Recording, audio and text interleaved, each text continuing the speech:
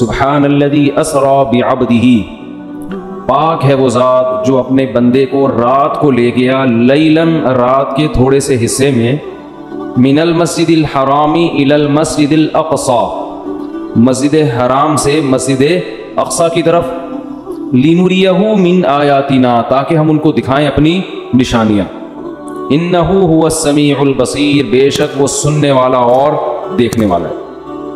قرآن میں تو بس اتنا ہی تذکرہ ہے معراج کا، اور اسی سورہ بنی اسرائیل میں آگے چل کے آتا ہے وَمَا جَعَلْنَا الرُّؤْيَا الَّتِي أَرَيْنَاكَ إِلَّا فِتْنَةً لِلنَّاسِ وَالشَّجَرَةَ الْمَلْعُونَةَ فِي الْقُرْآنِ، کہ ہم نے جو آپ کو منظر دکھایا وہ ہم نے لوگوں کے لیے آزمائش بنایا ہے، جیسے ہم نے شجرہ ملعونہ کو آزمائش بنایا، دونوں چیزوں کو ہم نے کیا بنایا؟ آزمائش۔ تو قرآن میں بس اتنا تذکرہ ملتا ہے معراج کا، ایک تو سورہ بنی اسرائیل کے شروع میں پہلی آیت، اور ایک آگے جا کے 2-3 رکوع کے بعد۔ اللہ تعالیٰ نے اپنے حبیب صلی اللہ علیہ وسلم کو رات میں بلایا، تو میں یہ کر رہا تھا کہ حدیث میں تفصیل بہت زیادہ ملتی ہے کہ آپ آسمانوں پر گئے، یوسف علیہ السلام سے ملاقات ہوئی، موسیٰ علیہ السلام سے ملاقات ہوئی، عیسیٰ علیہ السلام سے ملاقات ہوئی، ابراہیم علیہ السلام سے، اور پھر اللہ نے آپ صلی اللہ علیہ وسلم کو نمازوں کا تحفہ عطا فرمایا۔ یہ بہت احادیث میں اس کی تفصیل ملتی ہے، اور یہ سارے کام رات کے تھوڑے سے حصے میں ہوئے۔ پہلے تو میں اس بات کے تھوڑے سے دلائل دوں گا کہ یہ خواب نہیں تھا، یہ جاگتی حالت میں آپ کے جسم اطہر کے ساتھ ایک معجزہ تھا۔ غامدی صاحب کہتے ہیں یہ کیا تھا؟ خواب تھا۔ تو اب ہم غامدی صاحب کے دلائل بھی پیش کر دیتے ہیں، اور پھر قرآن و سنت کے دلائل بھی۔ غامدی صاحب نے کہا ہے کہ رؤیا جو ہے نا عربی میں خواب کو کہتے ہیں۔ رؤیا کسے کہتے ہیں؟ خواب کو۔ جیسے سورہ یوسف میں ہے نا، وہ کیا تھا؟ انی رأیت 11 کوكبا، یوسف علیہ السلام نے کہا میں نے 11 ستارے دیکھے سجدہ کر رہے ہیں، تو ان کے ابا نے کہا لا تقصص رؤیاک، اپنا یہ خواب کسی اور کو مت سنائیں، تو اس کو انہوں نے رؤیا سے تعبیر کیا ہے۔ کیا تعبیر کیا؟ رؤیا۔ تو یہی لفظ معراج کے بارے میں قرآن میں آتا ہے کہ اے نبی ہم نے آپ کے رؤیا کو، یہ جو رؤیا تھا نا، اس کو ہم نے لوگوں کے لیے ایک آزمائش بنایا ہے۔ تو غامدی صاحب کہتے ہیں کہ رؤیا کسے کہتے ہیں؟ خواب کو، جیسے سورہ یوسف میں۔ اس کا جواب یہ ہے کہ رؤیا اصل میں خواب کو نہیں کہتے، رؤیا اصل میں منظر کو کہتے ہیں، سین کو کہتے ہیں، اور خواب میں بھی ایک منظر نظر آتا ہے، اس لیے خواب پر بھی اس کا اطلاق کر دیا جاتا ہے، ورنہ اصل رؤیا کا معنی منظر، سین، کوئی بھی چیز آپ دیکھیں، چاہے جاگتی حالت میں یا خواب میں، کیونکہ رؤیا کا لفظ نکلا ہے رؤیت سے، رؤیت دیکھنے کو کہتے ہیں۔ آپ نے دیکھا نہیں رؤیت ہلال؟ تو کیا یہ خواب میں دیکھا جا رہا ہوتا ہے ہلال کمیٹی ہے بھائی؟ جب جاگتی حالت میں دیکھ کے اتنے اختلاف ہو رہے ہیں تو خواب میں دیکھ کے پتہ نہیں کیا ہو جائے گا، 6 عیدیں ہوں گی پھر تو یہ جاگتی حالت میں ان آنکھوں کے ساتھ رؤیت ہلال کمیٹی نہیں ہے، رؤیت انی ارا ما لا ترون انی اخاف اللہ۔ قرآن میں جہاں بھی رأى یرأى کا لفظ آیا ہے دیکھنے کے معنی میں، تو رؤیا وہ چیز جو دیکھی جائے، اب یہ خواب میں بھی ہو سکتی ہے اور جاگتی حالت میں بھی، اس لیے اس کا اصل معنی ہوتا ہے منظر، لیکن اس کا اطلاق خواب پر بھی ہوتا ہے، کیونکہ خواب میں بھی ایک سین نظر آتا ہے آپ کو، پورا ایک منظر ہوتا ہے۔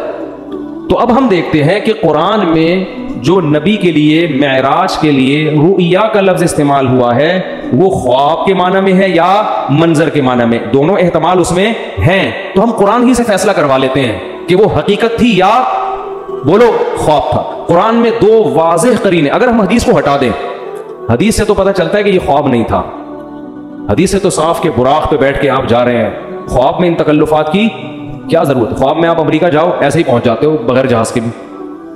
یہ جو پورا براق آ رہا ہے، جبریل آ رہے ہیں، جایا جا رہا ہے، پھر وہاں امامت ہو رہی ہے، حدیث سے تو صاف پتہ چلتا ہے، لیکن ہم قرآن میں بھی دیکھتے ہیں کہ 2 واضح قرینے ہیں جن سے پتہ چلتا ہے کہ یہاں رؤیا خواب کے معنی میں نہیں ہے۔ سب سے پہلے اس رؤیا کے آگے پیچھے جو آیت ہے وہ خود ہی بتا رہی ہے، فرمایا وَمَا جَعَلْنَا الرُّؤْيَا الَّتِي أَرَيْنَاكَ إِلَّا فِتْنَةً لِلنَّاسِ وَالشَّجَرَةَ الْمَلْعُونَةَ فِي الْقُرْآنِ، کہ ہم نے اس رؤیا کو بھی اور قرآن میں جو ملعون درخت کا تذکرہ ہوا ہے ان دونوں چیزوں کو لوگوں کے لیے آزمائش بنایا۔ کیسے؟ ملعون درخت ہے شجرہ زقوم، قرآن میں آتا ہے کہ جہنم میں ایک درخت ہے جس کا پھل بے انتہا کڑوا، بہت کڑوا، جو جہنمیوں کو کھلانے کے لیے دیا جائے گا۔ اس پر مشرکین مکہ کہتے تھے کہ ایک طرف آپ کہتے ہیں جہنم میں آگ ہے، دوسری طرف کہہ رہے ہیں جہنم میں درخت ہے، درخت آگ میں نہیں اگتے، آئی بات سمجھ؟ تو اللہ نے قرآن میں فرمایا کہ اللہ جس کا حاصل یہ ہے کہ اللہ کو یہ طاقت اور قدرت ہے کہ وہ آگ کے اندر بھی درخت پیدا کر دے. اور وہ کیا ہے اس کے بارے میں آروہا پورے آیت مجھے یاد نہیں آ رہی کہ اس کی جو جڑیں ہیں نا وہ جہنم کی تہ میں ہے, اس طرح کی آیت ہے. ابے نہیں بھائی خیر, یعنی اس جواب کا حاصل یہ ہے کہ اللہ کو یہ قدرت ہے کہ اللہ اس درخت کو جہنم کے اندر پیدا کر دے, اور جہنم کی تہ میں اس کی کیا ہے, جڑیں اور شاخیں اوپر ہیں. تو آگ میں اللہ پیدا کر سکتا ہے, اللہ کے لیے کوئی مشکل نہیں ہے. دیکھو ہم نے اگر پانی کے جانوروں کو نہ دیکھا ہوتا کبھی بھی تو ہم کہتے کہ پانی کے اندر انسان یا کوئی مخلوق زندہ نہیں رہ سکتی, سانس کیسے آئے گا؟ تو اللہ نے پانی کی ہی مخلوقوں کو پیدا کر دیا, کروڑوں مخلوق جو پانی کے اندر ہی زندہ رہتی ہیں, باہر نہیں نکلتی. تو اللہ کو یہ قدرت ہے کہ وہ اسی ماحول کے حساب سے چیزیں پیدا کر دے. تو اللہ فرماتے ہیں ہم نے یہ ملعون درخت کو بنایا کس کے لیے؟ آزمائش, تاکہ مشرکین اور غیر مسلم اس کا انکار کریں کہ ایسا ممکن نہیں ہے. حالانکہ یہ انکار کرنا بنتا اس لیے نہیں ہے کہ اللہ ہر چیز پر قدرت رکھتا ہے. تو ہم نے زقوم درخت کو بھی لوگوں کے لیے کیا بنا دیا؟ آزمائش, کہ یہ اللہ کی قدرت جو مانتا ہے وہ تو اس کو مانے گا, جو اللہ کی قدرت نہیں مانتا وہ اس کا انکار کرے گا. تو اسی کے ساتھ اللہ نے نبی کی معراج کا بھی تذکرہ کیا کہ ہم نے نبی کو جو منظر دکھایا اس کو بھی لوگوں کے لیے کیا بنایا؟ آزمائش. کیا مطلب؟ جو اللہ کی قدرت کو مانے گا وہ تو مانے گا اس واقعے کو, جو کہتے ہیں اللہ ایسا نہیں کر سکتا وہ اس واقعے کا انکار کر دے گا. خواب اگر یہ ہوتا تو خواب کو ماننا کوئی اچنبے کی بات نہیں ہے, یہ فتنہ تھوڑی بنتا. نبی کہتے ہیں مجھے خواب آیا ہے, یہ ہوا ہے, تو ابو جہل بھی کہتے تھا بھائی خواب تو کسی کو بھی کچھ بولو نا بھائی آ سکتا ہے, خواب میں تو آپ کہیں بھی جا سکتے ہیں, کوئی بھی انکار نہ کرتا. لیکن جیسے وہ کہہ رہے تھے عقلاً یہ ممکن نہیں ہے کہ جہنم میں درخت پیدا ہو جائے, ایسے ہی عقلاً یہ ممکن نہیں ہے کہ کوئی انسان زندہ اپنے جسم کے ساتھ رات کے تھوڑے سے حصے میں مسجد حرام سے مسجد اقصی اور آسمانوں کی سیر کر کے آ جائے. اٹ ازنٹ پاسبل, یہ عقلاً ممکن نہیں ہے. تو اللہ کہتے ہیں دونوں چیزیں تمہارے لیے آزمائش ہیں. خدا کی قدرت کو مانو گے تو دونوں پہ یقین کرو گے, نہیں مانو گے تو دونوں کا انکار کرو گے. تو یہ بہت بڑی دلیل ہے کہ یہاں رؤیا سے مراد معراج میں حقیقت ہے جسم کے ساتھ, خواب اس سے مراد نہیں ہے, ورنہ یہ آزمائش نہ ہوتا. دوسرا قرآن میں واضح اشارہ کیا, وہ تو صراحت ہے. سورہ بنی اسرائیل شروع ہو رہی ہے سبحان الذی, پاک ہے وہ ذات, اسرا بعبدہ, جو اپنے بندے کو رات کے تھوڑے سے حصے میں لے گیا, من المسجد الحرامی الی المسجد الاقصی, مسجد حرام سے مسجد اقصی. یہاں اللہ نہیں کہہ رہے کہ میں نے خواب میں لے گیا ہوں. جب میں کہتا ہوں کہ میں رات کو کے تھوڑے سے حصے میں آپ کو یہاں سے وہاں لے گیا, تو اس کا مطلب کیا ہوتا ہے؟ لے کر گیا یا خواب دکھایا ہے بھائی؟ آپ کہہ رہے ہو کہ بھائی دیکھو میں تمہیں اپنے ساتھ ملیشیا لے کر گیا تھا اور میں نے تمہیں وہاں گھمایا اور پھرایا, پھر میں تمہیں وہاں, تم دبئی کی سیر, اب کوئی آدمی کی نئی نئی شادی ہوئی ہے فرض کر لو, بیگم کو ہنی مون کے لیے مری لے کر گیا, بعد میں پھڈا ہو گیا, بیگم کو کہہ رہے دیکھو میں تمہیں اپنے ساتھ اس دن مری لے کر گیا تھا, پھر میں تمہیں نتھیا گلی کی میں نے تمہیں سیر کرائی, پھر میں وہاں سے ہم نے ٹن مارا ادھر کی طرف, ہم بڑے سوات مردان کی معلوم جبا ہے کیا ہے, بہرحال جو بھی ہے, وہاں سے ٹن مار کے اسلام آباد سے ہم اگلی فلائٹ سے واپس آئے. کوئی بندہ وہاں بیٹھا ہوا کہہ رہا ہے یار آپ بھابھی سے اتنی محبت کرتے ہو؟ ہاں جی میں تو بہت محبت کرتے, بہت اچھا خواب دکھایا آپ نے بھابھی کو. آپ بولو گے تمہارا دماغ خراب ہو گیا, میں خواب کی باتیں کر رہا ہوں, میں کہہ رہا ہوں میں لے کر گیا. تو جب کوئی عام آدمی یہ بات کرتا ہے, دوسرا اس کو خواب کہے گا, تو آپ کو غصہ آئے گا کہ نہیں آئے گا؟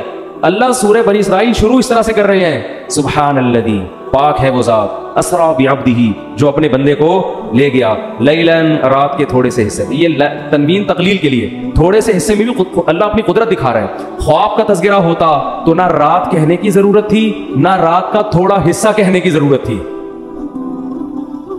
سمجھ میں نہیں آ رہی بات؟